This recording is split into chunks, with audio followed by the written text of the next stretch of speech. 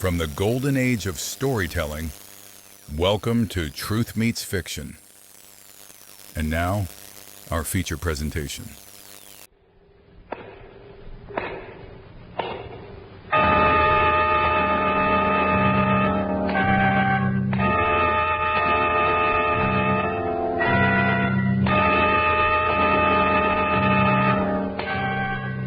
Come with me, my friends.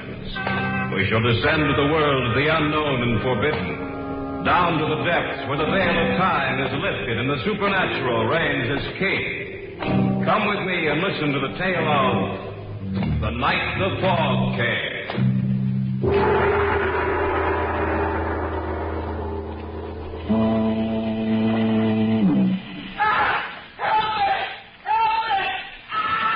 It came from our right. We better take a look.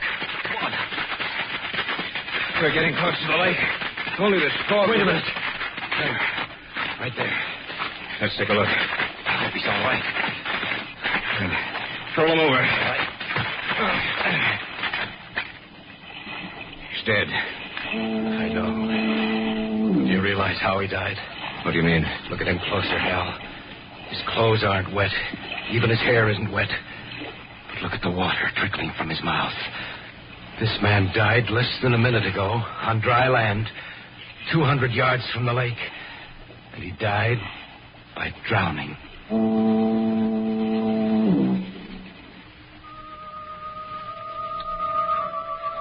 If the theory of evolution is correct, then there is a connection between the minute organisms which are found to be living in water and life as we know it today.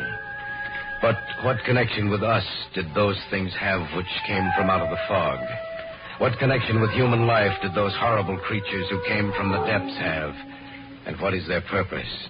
Why did they suddenly appear and destroy, then vanish as suddenly as they had come? I shall tell you as much as I know about it. Listen to the tale of The Night the Fog Came.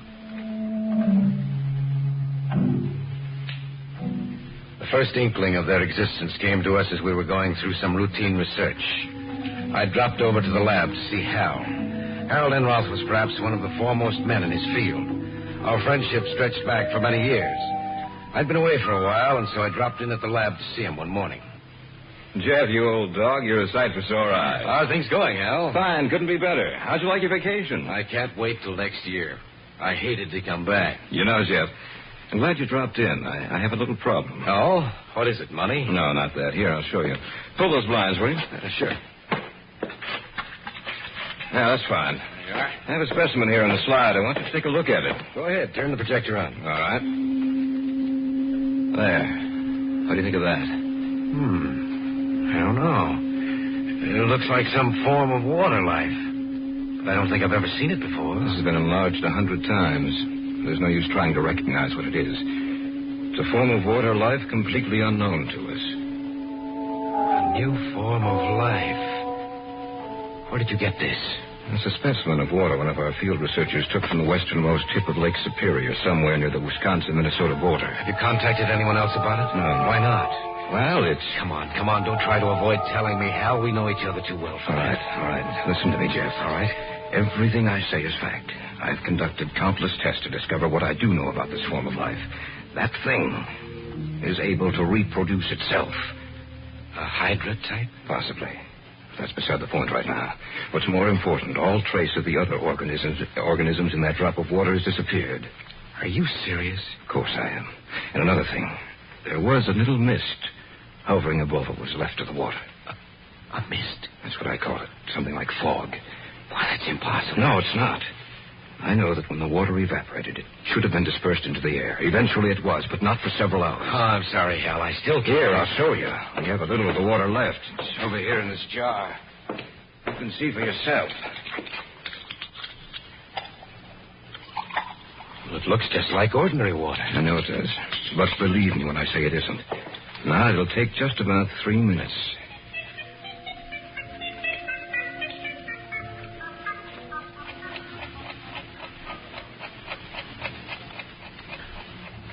Do you see what's happening?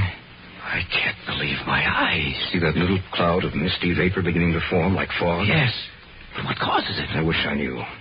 Our field men say the conditions up there are getting to be unbearable. The whole area for 100 square miles is almost covered completely by this fog. What are you going to do? Well, I'm going up there myself. Jeff, if I send for you, will you join me? Of course. I may need you. I may need everyone I can get. It's begun to prey on my mind, Jeff. Somehow I think there's something in back of this. Something the likes of which the world has never seen. Something evil.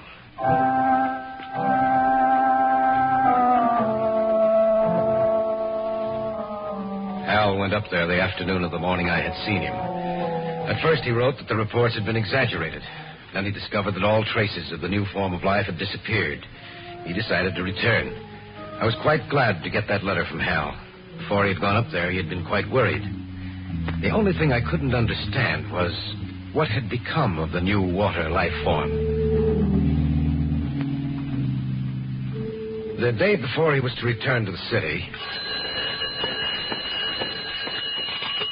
Hello? Jeff, this is Hal. Where are you? I thought you... I had them put me through direct to you, Jeff. I need your assistance. What's the matter? I've already called Arnold Simpson and Jack Racco. They've agreed to come. I need you too, Jeff, just as soon as you can possibly make it. Don't worry, Hal. I'll be there. Remember, as soon as you can possibly make it.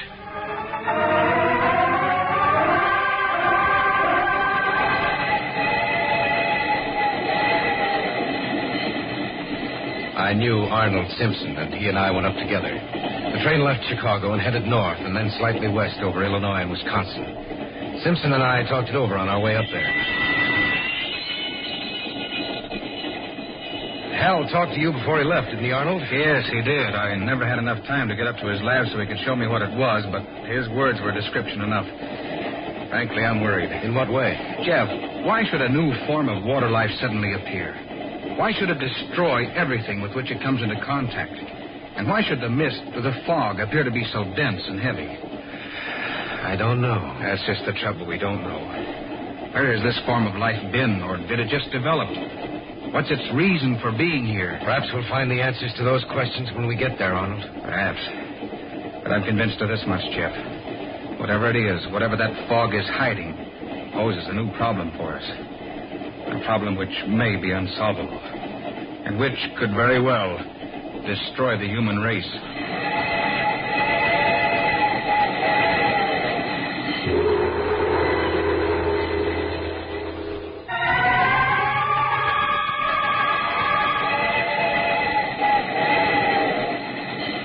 Simpson seemed disinclined to talk, and so we spent the remainder of the trip in silence, both of us lost in our thoughts.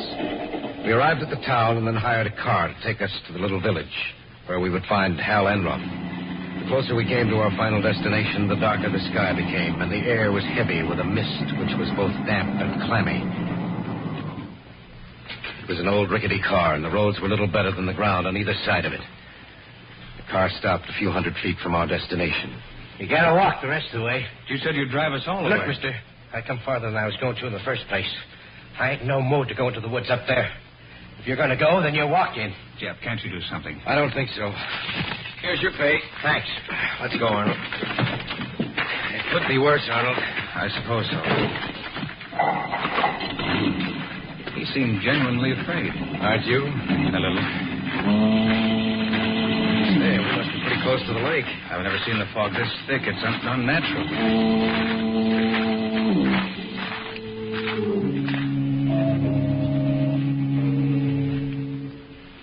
Eventually, we made it up to the house. Hal was there waiting for us and showed us where we would sleep. Through the window, I could see that the fog seemed to be getting thicker.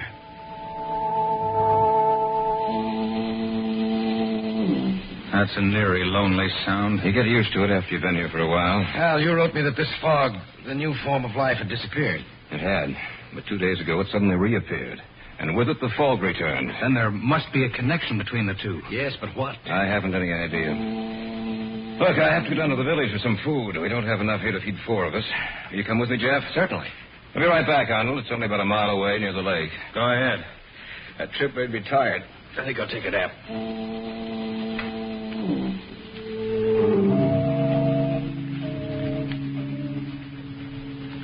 The house in which we were staying was on a high level of ground which tapered off on the side facing the lake. It was only 3 p.m, but it looked almost as dark as late evening. And there was something about that cloudy mist. It was cold and clammy and smelled strongly of the lake. I don't see how you were able to stand it up here by yourself. Well, I had a lot of things to interest me. I was all ready to meet you at the station, but then when I got your call, I didn't know what to think. I wish I could understand this, Jeff. The fog disappeared when the water life disappeared. When signs of this strange new form of life showed again, the fog came back. Why? Maybe we can find the answer to that. I hope so. Actually, the sound of that foghorn does get on your nerves. Yes, I can imagine it would. You know, if this were a clear day, you could see the village from here. Oh? Actually, it's just a tiny resort town for fishermen and hunters. And it's located right on the westernmost tip of the lake. Imagine it must... It came from our right. We'd better take a look. Come on. We're getting close to the lake. If only this fog... Wait a minute. There, right there. Let's take a look. I hope he's all right. All right. Roll him over. Okay. He's dead. I know. But do you realize how he died? What do you mean? Look at him closer, Hal. His clothes aren't wet. Even his hair isn't wet. But look at the water trickling from his mouth. This man died less than a minute ago on dry land, 200 yards from the lake. And he died by drowning. That's not possible. Are you sure he drowned? There must be a doctor down at the village. Let's take him down there and see what the doctor says. Only I'm sure he'll agree with me.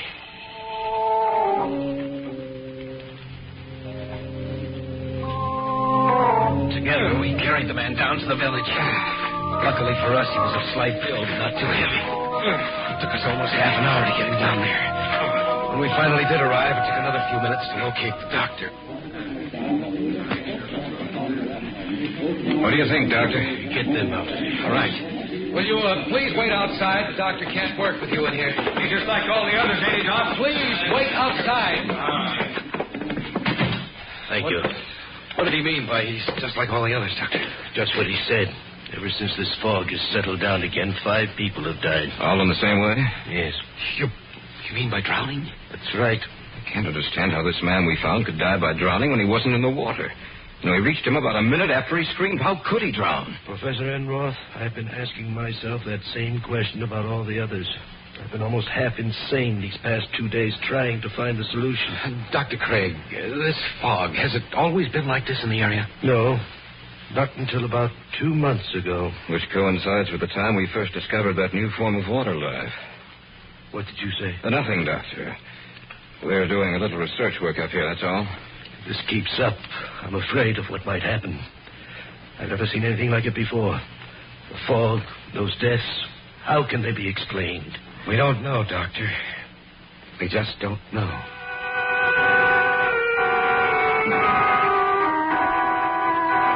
When we got back to the house, we discovered that Simpson had indeed taken a nap. Our arrival must have awakened him, for as we entered, he came slowly down the stairs from the second floor. Need any help? No, we can manage. But come out to the kitchen with us. What's the matter with you two? We found a dead man on our way to the village. Are you serious? Just set those bags on the table. All right. No, I'm not joking, Arnold. We heard his scream. It took us about a minute to get to him. He was dead when we got there. A knife? Drowned. What? On dry land, 200 yards from the lake. You must be insane. No, it's the truth, Arnold. And there have been 4 other deaths just like it. When did they happen? In the last 2 days. Since the fog reappeared. That's right. Then there is a definite connection between this fog and the new life form you've discovered, Hal. That's right. But what's the connection?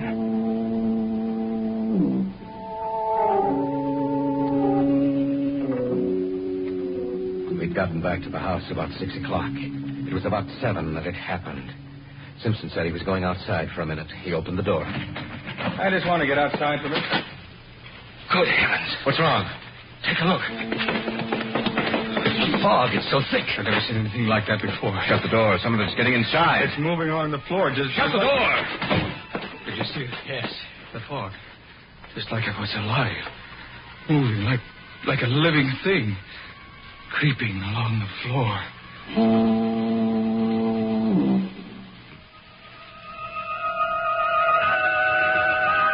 When Simpson had opened the door, the fog crept into the house in little wisps that curled and snaked this way and that. It looked like a thing alive.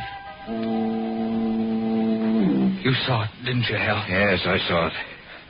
What does it mean? I'm afraid of what it means. You mean you You know? I hope I'm wrong, but I'm afraid I'm not. It's just possible that this form of life is developed from something that was present in the water all the time. The great brute animals ruled the world before man appeared and then were destroyed. Eventually, mankind wrested the supremacy of the earth from the other animal and plant life. Perhaps the cycle is to continue. Perhaps, after man, this new form of life.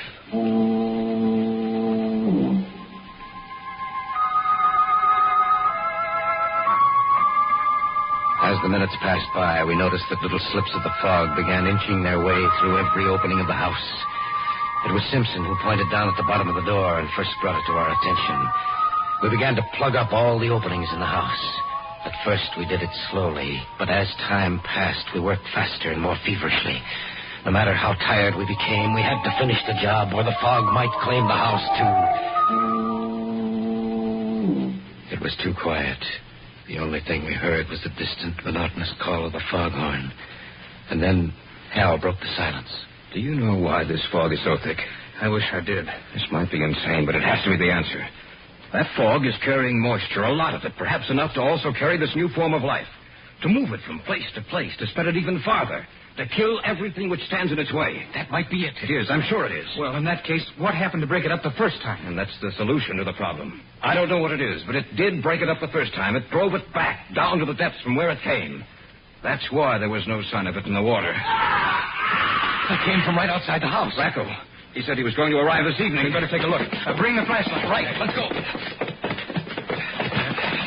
That light doesn't carry more than a few feet. It's so wet out here. Over there. Look. Little pinpoints of light dancing up and down, all clustered together. That must be it. Come on. It's spreading out. Guys, look. There, on the ground. It's Racco. The same way. The same way as the other one.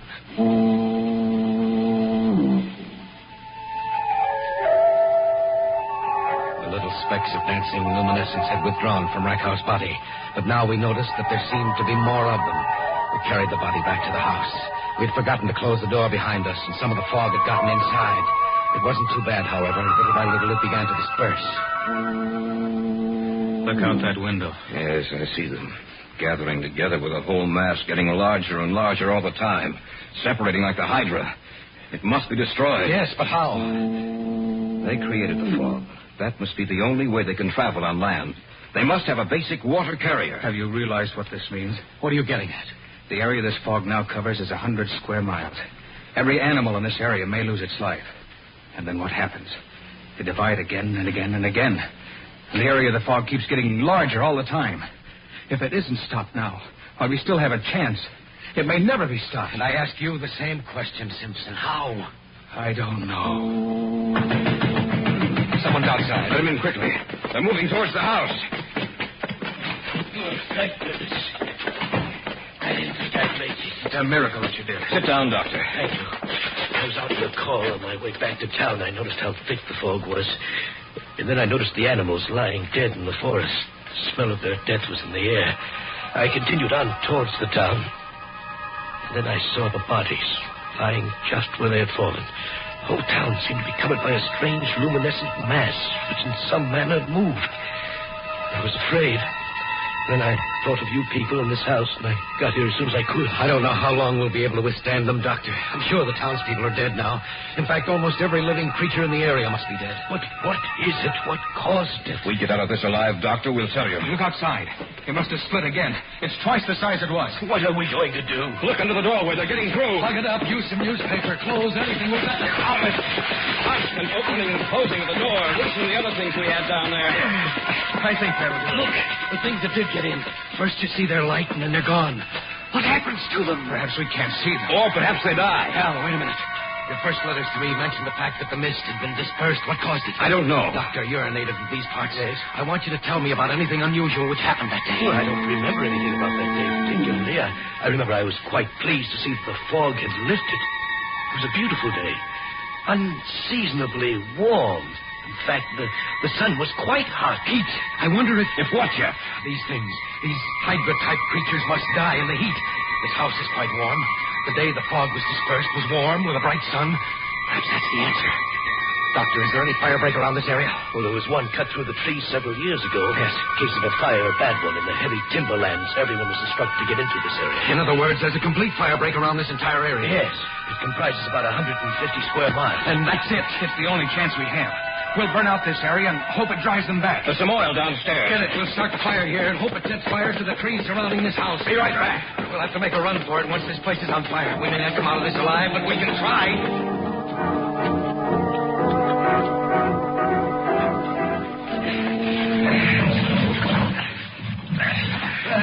The last. Good. Now, everybody knows what... You'd better light it. Those things outside, they're going to get in. Each man will carry a torch. Yes. All right, light your torches. All right. And then set fire to this house. Lighting mine. All right. And yours. Now. All right. One more. Right. Under the door. They're pouring in under the door. Set the house on fire. Let's get out of here. No matter what happens, keep holding those torches. They're afraid of fire. All right, make a run for it. Come on, Doctor. Forget him. Come on, run for your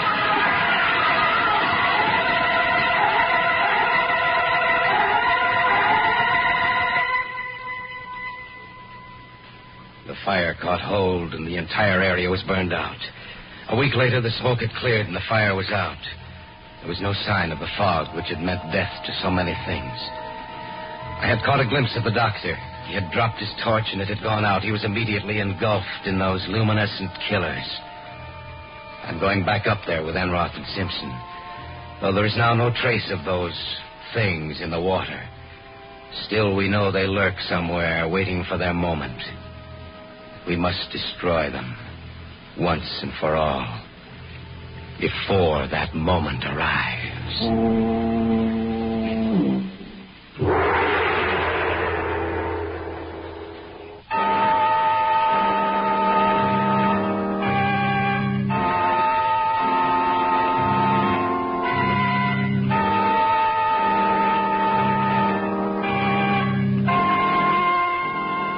So runs the tale of The Night the Fog Came. All characters and events portrayed on these programs are fictional, and any resemblance to places or actual persons living or dead is purely coincidental. Featured in this program were Harry Elders as Jeff Kellick, Richard Thorne as Hal Enroth, Jim Andelin as Arnold Simpson, and Sam Siegel as the Doctor. Original music moods were created and performed by Harold Turner. Sound effects by Lloyd Knight and Wayne Dickinson. Your announcer is George Bauer. These programs are directed by Leroy Gallagher, written and produced by Richard Thorne.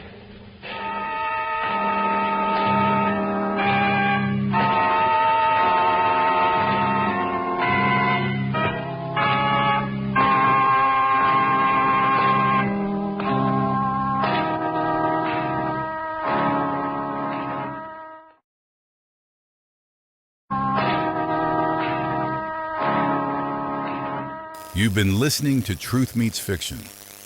Until next time, keep a light in the window and a story in your heart. Good night.